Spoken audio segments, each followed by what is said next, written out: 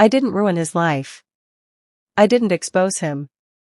I didn't take revenge. I just stayed quiet. And let time replay his own lies back to him. On the biggest stage of his life. This is a story about patience. About silence. And about how the truth doesn't need help to win. I learned the hard way that revenge doesn't always come with anger.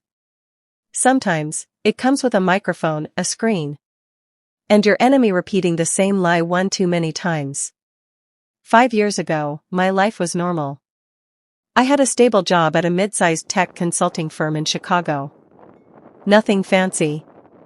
Nothing viral. Just a solid career, a decent salary, and respect from my coworkers. And then there was Ethan. Ethan was charming. Confident.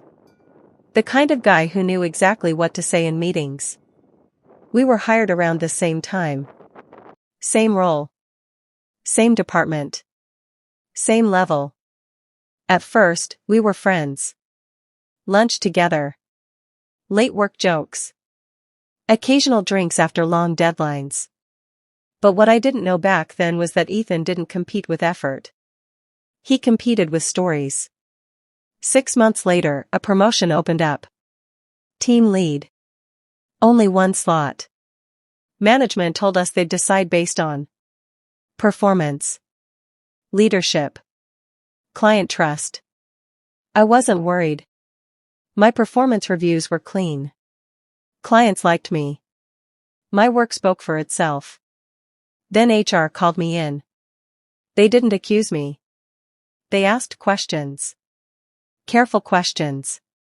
Questions like, did you share confidential client information externally? Were you involved in an unauthorized side project? Did you speak negatively about management to clients? I laughed. At first. Then I realized. They weren't joking. Someone had filed a report. Anonymous. Detailed. Specific. Within a week, everything collapsed. I was put on temporary leave pending investigation. My access was cut. My reputation quietly damaged. No public accusation. No explanation to coworkers. Just silence. 3 weeks later, the verdict came. They said there wasn't enough evidence to fire me. But there was enough concern to deny promotion. And move me to a lesser role. Translation? I was marked. Ethan got the promotion. He walked past my desk that day and said softly, "Hey man, nothing personal. Just business." I never forgot that sentence. I wanted revenge. Badly. But something stopped me. Not fear. Not morality. Clarity. I realized something important. If he lied once and won, he'd lie again. So instead of fighting, I disappeared. I left the company quietly. No drama. No posts. No accusations. I took freelance work. Lower pay. Less visibility. And I listened. Ethan didn't stop talking. In fact, he talked more. LinkedIn posts. Medium articles. Panel discussions. He rebranded himself. From struggle to success. How integrity built my career. The cost of honesty in corporate America. I watched everything. Not to expose him. To document him. Dates. Quotes. Claims. I archived posts. Downloaded interviews. Saved podcasts. I never commented. Never reacted. I waited. 2 years later, Ethan was everywhere. Startup conferences.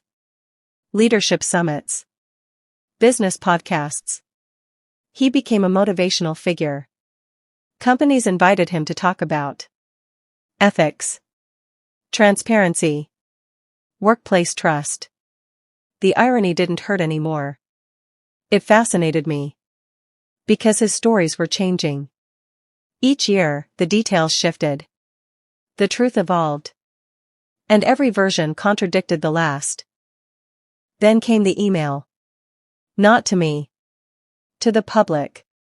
Ethan was announced as a finalist for Ethical Leader of the Year at a national business conference in New York. The award ceremony would be live-streamed. Panel interview included. Live audience Q&A. That's when I knew. Karma doesn't rush. But when it arrives, it doesn't miss. I didn't sabotage anything. I didn't leak anything. I didn't contact sponsors. I registered for the conference like anyone else.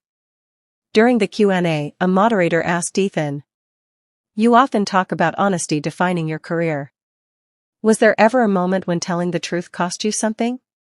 Ethan smiled. Confident. Relaxed. And he told a story. A story that contradicted his 2019 blog post, his 2020 podcast, his 2021 interview. The audience didn't notice. But the screen did. Behind him, the event team displayed key quotes from Ethan's career. Pulled automatically. Year by year. Side by side. Same topic. Different answers. Different timelines. Different truths. You could feel the room shift. Whispers. Confusion. The moderator paused. Ethan noticed. He turned. And saw his own words. Arguing with each other. Live. He froze. No one accused him. No one shouted. They didn't need to. The audience understood. Sponsors quietly stepped back. The award was postponed. By next week, his keynote was removed. His consulting deals paused. His credibility evaporated. Not because of revenge. Because of repetition. I never spoke publicly. Never posted. Never celebrated. Ethan emailed me once. Just one line. "Did you plan this?" I replied. "No. You did." Revenge screams. Karma whispers. And lies collapse under their own weight. I didn't win because I was smarter. I won because I waited. If someone ruins your life with a lie, don't rush to destroy them. Let them keep talking. Time loves honesty. And it's very patient with liars. If this story made you believe in karma again, hit like. If you enjoy smart, satisfying revenge stories, subscribe. And if you've ever watched someone fall by their own words, you already know. Justice doesn't need noise. It just needs time.